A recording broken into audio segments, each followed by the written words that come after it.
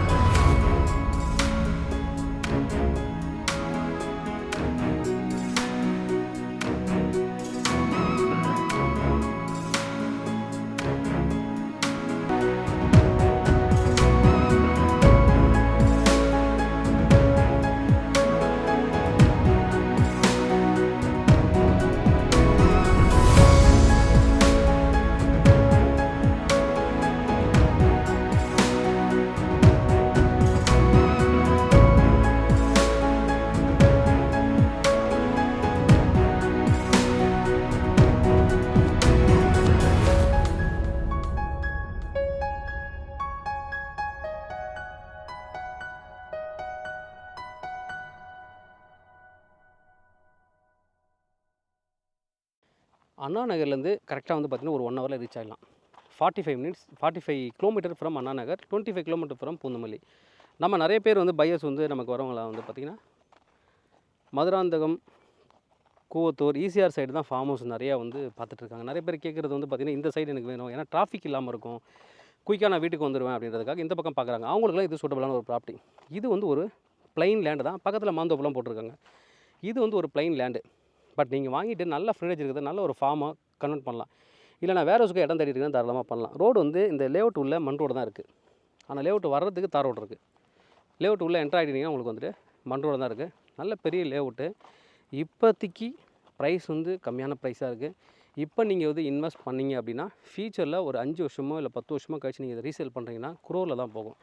லேக்ஸில் invest பண்ணுறீங்க, எடுக்கும்போது return எடுக்கும்போது குரோரில் எடுக்கலாம். அந்தளவுக்கு வந்து ஒரு நல்ல property. West facing property, 20 to 24 feet ரோடில் இருக்குது. உங்களுக்கு நிறைய பிளாட் வந்து சேல் ஆகிடுச்சு. இது வந்து ரீசேலில் வர்றதால வந்து இருக்குது. நிறைய பேர் மாந்தோப்பும் பண்ணியிருக்காங்க.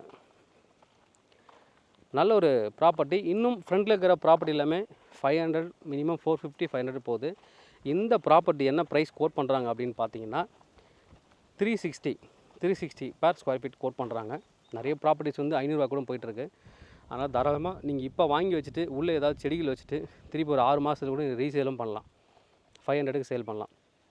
அது மாதிரி ஒரு ஏரியா. நல்ல ஒரு ப்ராப்பர்ட்டி. 2 ப்ராப்பர்ட்டி பக்கத்தில் இருக்குது. 2 பிளாட் டாக்குமெண்ட் தனி. அதனால் ஃப்ரெண்ட்ஸுங்க 2 பேர் சேர்ந்து நீங்கள் வாங்கினாலும் தாராளமாக நீங்கள் வாங்கிக்கலாம். 10,000 ஸ்கொயர் ஃபீட்டு கிட்டத்தட்ட வந்துடும். ஒரு 36 லட்ச ரூபா சம்திங் தான் வருதுன்னு நினைக்கிறேன். 360 ரூபா போட்டிங்கன்னா 36 லட்ச ரூபா. ஸ்லைட்லி ஒரு 10 ரூபா நெகோஷியேட் பண்ணுவாங்கன்னு வச்சுக்கோங்களேன். நல்ல ஒரு ப்ராப்பர்ட்டி. தேவைப்படுறேன் வந்து கூப்பிடுங்க. Kavin real estate, Chennai. என்னோட சேனலை தொடர்ந்து பார்த்துட்டு வாங்க. உங்களுக்கான ஒரு ப்ராப்பர்ட்டி கண்டிப்பாக என் சேனல் மூலமாக கிடைக்கும் நம்புகிறேன். இது மாதிரி உங்களோட ப்ராப்பர்ட்டிஸ் ஏதாவது சேலுக்கு இருந்தால் எங்களை கான்டாக்ட் பண்ணுங்கள். நாங்கள் சேல் பண்ணி தரோம். தேங்க்யூ.